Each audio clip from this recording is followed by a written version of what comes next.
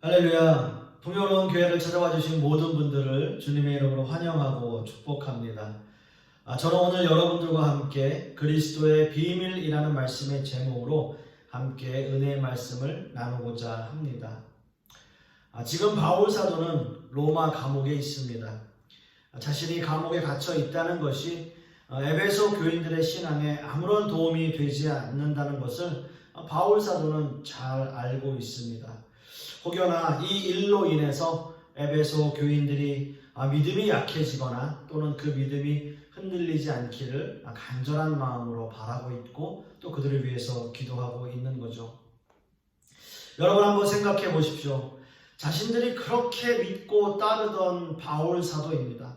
능력의 말씀을 선포했고 병을 고치는 일뿐만 아니라 바울의 설교를 듣다가 2층에서 떨어져 죽은 유두고를 살리던 그러한 능력을 가지고 있던 바울 사도가 아무 힘 없이 또 아무런 저항 없이 감옥에 갇혔다라고 하는 것이 성도의 입장에서는 정말 신앙의 패닉에 빠질 수밖에 없는 그러한 상황일 것입니다.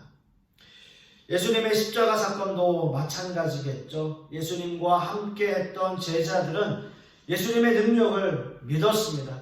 귀신을 쫓아내고 병을 고치고 죽은 자를 살리시는 예수님이셨습니다.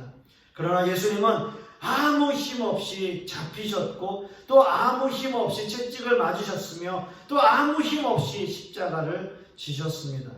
결국 예수님의 제자들은 모두가 다 신앙의 패닉을 경험했고 모두 흩어지고 떠나버리고 말았던 거죠. 예수님의 제자들에게 이런 일은 도무지 그들의 머리로는 이해할 수 없는 너무나 무섭고 두려운 사건이었을 것입니다. 지금 바울 사도가 처해 있는 상황 역시 마찬가지죠. 이런 일은 에베소 교인들에게 신앙의 패닉을 가져다 줄 수 있는 상황입니다. 당시에 로마 압제가 있었고 신앙생활 하기 힘든 어려움이 있었던 상황에 자신들이 믿고 따르고 있던 바울 사도마저 감옥에 있다면 정말 신앙적으로 어떻게 해야 할지 신앙의 패닉 상태가 오는 것이고 어떤 신앙생활을 이어갈 수 있을지 장담할 수 없는 그러한 상황이었던 겁니다. 그렇기에 바울 사도는 복음을 다시 한번 반복해서 설명하고 있습니다. 사실 오늘 본문은 에베소서 3장 1절에서 13절까지 이르는 긴 삽입구의 한 부분인데요. 바울 사도는 에베소서 1장과 2장을 통해서 삼위 하나님의 경륜적 역사와 인간의 죄에 대한 문제에 대해서 설명하였고요. 2장 11절에서 22절을 통해서는 십자가를 통한 하나님의 구원 계획과 성령님을 통한 한 세 사람, 즉 전 우주적 교회의 탄생을 선포하였습니다. 그러나 오늘 본문의 말씀을 통해서 다시 한번 모든 인류를 향한 하나님의 구원을 선포하고 있는데요. 그 이유는 혹여라도 바울 사도 자신이 처해 있는 이 상황 때문에 시험에 빠질 수 있는 에베소 교인들을 향해서 하나님의 구원 계획을 다시 한번 반복해서 설명하고 있는 겁니다. 어떤 의미에서 보면 반복 학습인 것이죠. 오늘 읽어보면 2절과 3절 말씀에 너희를 위하여 내게 주신 하나님의 그 은혜의 경륜을 너희가 들었을 터이라. 곧 계시로 내게 비밀을 알게 하신 것은 내가 먼저 간단히 기록함과 같으니 라고 말씀하고 있는데요. 즉 바울 사도는 이미 이 편지를 통해서 하나님의 구원 계획에 대한 선포를 너희가 읽었지만 다시 한번 구원의 메시지를 선포하며 반복적인 말씀을 선포하고 있는 겁니다. 여러분, 우리 신앙인들에게 반복적인 학습은 사실 너무나 중요하다고 할 수 있습니다. 늘 말씀을 묵상하고요. 기도로 무장되어 있는 사람은 어떤 어려움과 시험이 와도 담대히 그 상황들을 이길 수 있는 능력을 갖추고 있습니다. 이것이 반석 같은 믿음이 하루아침에 생길 수 없는 이유일 거예요. 우리는 무수히 많은 시련과 고난을 겪으며 신앙이 단련되어서 단단한 반석 같은 믿음을 갖게 되는 것이죠. 사실 설교도 마찬가지입니다. 설교는요, 반복이에요, 반복. 어떤 주제를 가지고 설교를 한다 하더라도 그 결론은 꼭 예수님, 예수 그리스도, 십자가 이런 걸로 함께 귀결되는 거예요. 그걸로 돌아가야 돼요. 십자가로 가야 되는 거예요. 이것이 바로 복음적인 설교입니다. 늘 이 한 가지 주제를 가지고 여러 본문과 여러 예제를 병행하면서 결론은 결국 예수 그리스도로 끝나야 하는 것이죠. 그 어떤 설교도 예수 그리스도를 벗어날 수 없습니다. 우리는 매주 반복적으로 예수 그리스도에 대해서 설교를 듣고 어떤 상황에서도 오직 예수 그리스도가 자동적으로 반응되는 신앙인이 되기 위해서 반복적인 설교를 계속해서 듣는 거죠. 여러분, 예수 그리스도로 반복되어지는 설교가 혹 지겨우신가요? 그렇지 않습니다. 진정한 신앙인이라면 아무리 일평생 예수 그리스도에 대해서 반복해서 말씀을 듣는다 하더라도 그것이 지겹거나 또는 그것이 너무나 지나치지는 않는다라고 하는 것이죠. 오히려 그 말씀이 더 새로워져요. 그 말씀이 더 새로워져야 돼요. 그리고 은혜가 있어야 하고요. 그 말씀이 마음에 온전히 사무쳐져야 합니다. 제가 존경하는 목사님의 설교를 들으면 항상 설교의 결론은 같아요. 예수 그리스도 그리고 십자가예요. 물론 성경 한 구절 한 구절 세분화해서 말씀을 해석하시지만 결국 그 설교의 결론은 바로 예수 그리스도로 돌아가는 겁니다. 여러분, 이것이요 진정한 설교이고 이것이 진정한 복음적인 설교라고 할 수 있습니다. 바울사도 역시 마찬가지입니다. 아무리 강조해도 지나치지 않는 예수 그리스도에 대해서 다시 한번 반복해서 강조하고 있습니다. 이미 너희들이 읽었던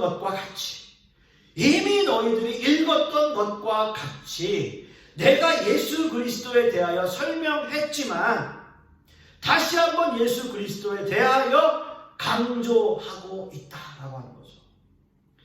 이것이 바울사도의 반복 학습입니다. 그리고 바울사도는 그것은 그리스도의 비밀이라고 말씀하고 있어요. 오늘의 본문 4절 말씀에 그것을 읽으면 내가 그리스도의 비밀을 깨달은 것을 너희가 알 수 있으리라 라고 말씀하고 있는 거죠. 바울사도가 반복해서 설명하고 있는 예수 그리스도, 이미 에베소 교인들이 편지를 통해서 읽은 예수 그리스도, 그것은 바로 그리스도의 비밀이에요. 비밀. 여러분, 비밀이라고 하는 말 참 신비롭지 않습니까? 누군가에게는 감추어져 있다는 거죠. 누군가에는 감추어져 있지만 또 다른 누군가에게는 알려져 있는 사실. 우리는 이것을 비밀이라고 이야기합니다. 이어서 5절 말씀을 보시면 이 비밀에 대한 부연 설명이 있어요. 5절을 보시면 이제 그의 거룩한 사도들과 선지자들에게 성령으로 나타내신 것 같이 다른 세대에서는 그 사람의 아들들에게 알리지 아니하셨으니 라고 말씀하고 있습니다. 여러분, 비밀. 이 비밀은 누군가에게는 감추어진 거예요. 그러나 그 감추어진 비밀을 알리시는 분, 그분이 바로 성령님이라고 말씀하고 있습니다. 우리는 성령님을 통해서 그리스도의 비밀을 알 수 있습니다. 예수님은 공생의 사역 기간 동안에 성령님에 대해서 여러 번 설명하셨어요. 요한복음 14장 26절 말씀에도 보혜사 곧 아버지께서 내 이름으로 보내실 성령, 그가 너희에게 모든 것을 가르치시고 내가 너희에게 말한 모든 것을 생각나게 하시리라 라고 말씀하고 있고요. 또 요한복음 15장 26절 말씀에도 내가 아버지께로서 너희에게 보낼 보혜사 곧 아버지께로서 나오시는 진리의 성령이 오실 때에 그가 나를 증거하실 것이요 라고 말씀하고 있기 때문입니다. 성령님께서 이 모든 것을 알리시고 생각나게 하시고 가장 중요한 것은 예수 그리스도가 누구신지 알게 하시는 분이다라고 하는 거예요. 바울 사도는 하나님의 구원 역사의 중심에는 성령님이 계시고 성령께서 모든 것을 증거하신다라고 다시 한번 말씀하고 있는 겁니다. 그렇습니다. 그리스도의 비밀은 성령님을 통해서 알 수 있습니다. 왜냐하면요, 하나님의 말씀, 즉 계시와 비밀은 모든 것이 영적인 일들이기 때문이에요. 성령님은 하나님의 백성들에게 영적인 그 비밀을 알게 하십니다. 하나님은 하나님의 백성을 구원하시기 위해서 만세전의 계획을 세우셨고 타락한 인간을 구원하시기 위해서 한 나라를 샘플로 삼으셨는데 그 나라가 잘나서가 아니고 그 나라가 선택받을 만한 어떤 조건을 갖추고 있어서도 아니고요, 오로지 하나님의 주권적 섭리에 의해서 이스라엘 백성을 택하시는 거예요. 그런데 그렇게 선택받았다는 이유만으로 그 민족은 선민의식이 생기게 되었습니다. 하나님은 이런 불순종의 모습을 그냥 내버려 두시지 않으셨고요, 결국 모든 민족을 구원하시기 위한 방법으로 예수 그리스도를 이 땅에 보내셔서 모든 인류를 위해서 십자가를 지시며 그 십자가를 믿기만 하면 구원에 이르는 길을 열어놓으신 겁니다. 여러분, 이것이 이방인에게 복음이 되었어요. 선택받은 이스라엘이 아니라 십자가를 통해서 구원받는 길, 그것이 우리에게는 복음이 됩니다. 이스라엘만 선택받은 게 아니에요. 하나님을 믿는, 예수 그리스도를 믿는 십자가를 통한 구원, 그 모든 사람들에게 복음의 길이 열려 있다는 겁니다. 사랑하는 성도 여러분, 성령님을 통해서 우리가 알게 되는 것은 무엇입니까? 바로 복음이죠. 그 복음은 예수 그리스도이십니다. 우리를 위해서 피 흘리시고 우리를 위해서 십자가를 지셨고 우리를 위해서 다시 살아나신 분, 이것이 바로 우리에게 복음이에요. 그리고 그것을 알게 하시는 분이 바로 성령님이십니다. 여러분, 이 놀라운 은혜를 충만하게 누리시는 저와 여러분 되실 수 있기를 간절히 소망하겠습니다. 그렇다면 이방인들이 이 복음을 통해서 얻게 되는 유익은 무엇일까요? 그리스도의 또 다른 비밀은 또 무엇일까요? 오늘 읽은 본문 6절 하반절에 함께 상속자가 되고 함께 지체가 되고 함께 약속에 참여하는 자가 됨이라 라고 말씀하고 있어요. 여러분, 다시 한번 보세요. 함께 상속자가 되고 함께 지체가 되고 함께 약속에 참여하는 자가 되고. 여러분, 아멘입니까? 아멘입니다. 이 은혜가 저와 여러분들에게 있기를 정말로 축원합니다. 먼저 함께 상속자가 되고 라는 의미는요, 하나님의 상속자가 된다는 의미는 우리 신자들이 갖는 특권을 의미합니다. 이 특권은 하나님의 백성들이 갖는 특권이 모두 동일하다라고 하는 거예요.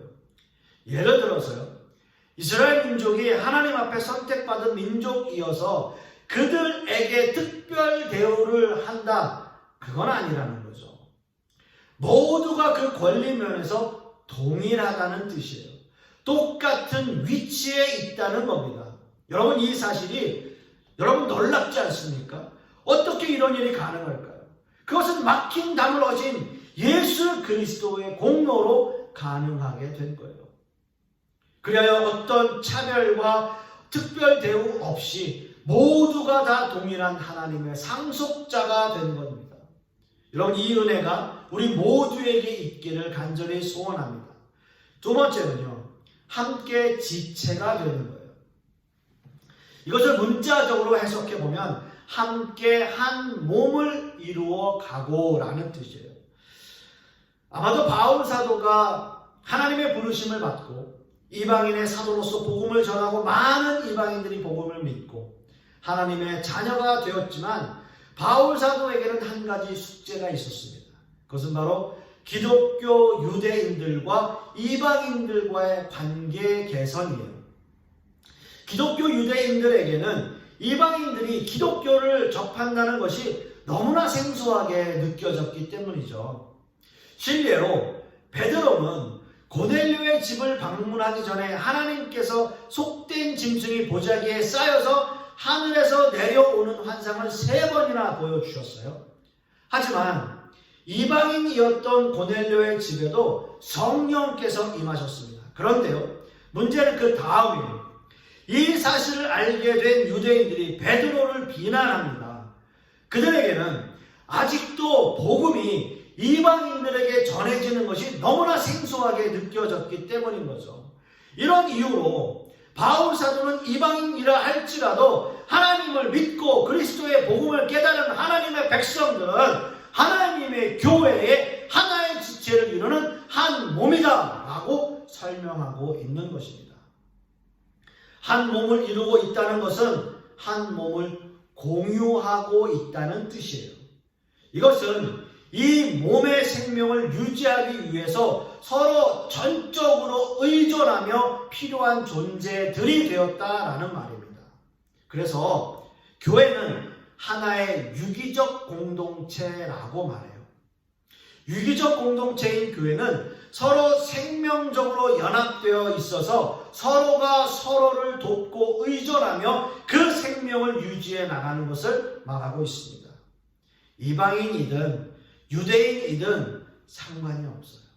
작은 교회이든 큰 교회이든 전 우주적 하나님의 교회에서는 모두가 다 똑같은 하나의 몸이기 때문인 거죠.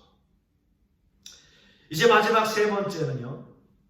함께 약속에 참여하는 자가 되는 겁니다.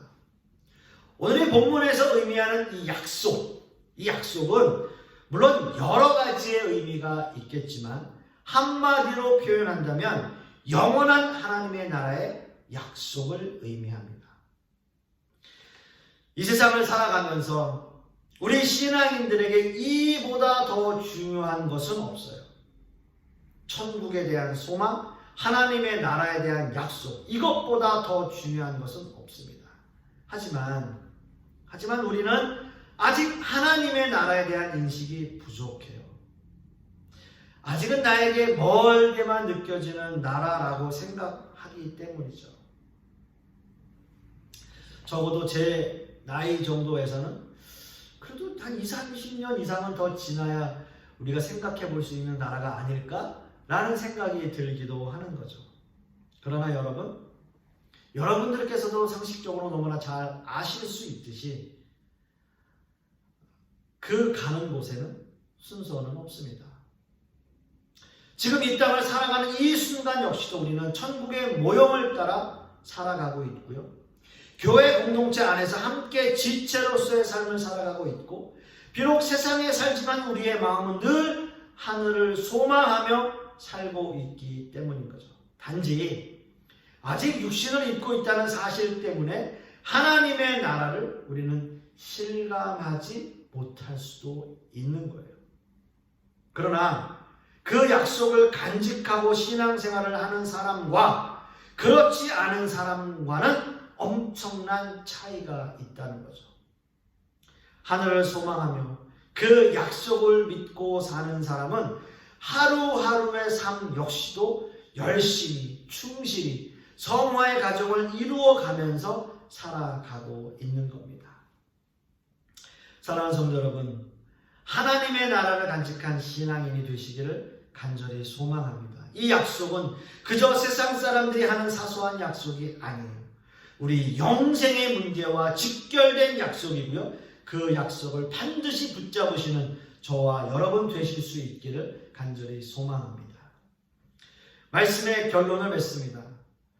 저는 그리스도의 비밀이라는 말씀의 제목으로 함께 은혜의 말씀을 나누었는데요. 이 비밀을 풀 수 있는 열쇠는 바로 성령님이 가지고 계셨고요. 이 성령님께서는 하나님을 우리에게 알리고요. 하나님의 백성들이 함께 상속자가 되고 함께 지체가 되며 함께 약속을 받은 자가 되게 하시는 분이십니다. 이것이 성령께서 우리에게 주시는 그리스도의 비밀입니다. 사랑하는 성도 여러분, 이번 한 주간도 이 비밀을 깨달아서 함께 상속자가 되고 함께 지체가 되며 함께 약속을 받은 자가 되시기를 간절히 소망하겠습니다. 기도하겠습니다. 아버지 하나님 감사합니다. 오늘 말씀을 통해서 그 그리스도의 비밀에 대하여 짧은 시간이지만 함께 말씀을 나누었습니다. 성령께서 우리와 함께 하셔서 하늘의 비밀을 우리에게 깨닫게 하여 주시옵시고 우리의 마음을 주관하여 주시옵시고 함께 상속자가 되고 함께 지체가 되고 또 함께 하나님의 은혜에 참여하는 자로서 주님의 뜻을 따라 살아가는 우리 모든 성도님들 되게 하여 주시옵소서. 이번 한 주간도 그런 은혜 가운데 살아갈 줄 믿사오며 예수 그리스도 이름 받들어 기도드렸사옵나이다. 아멘.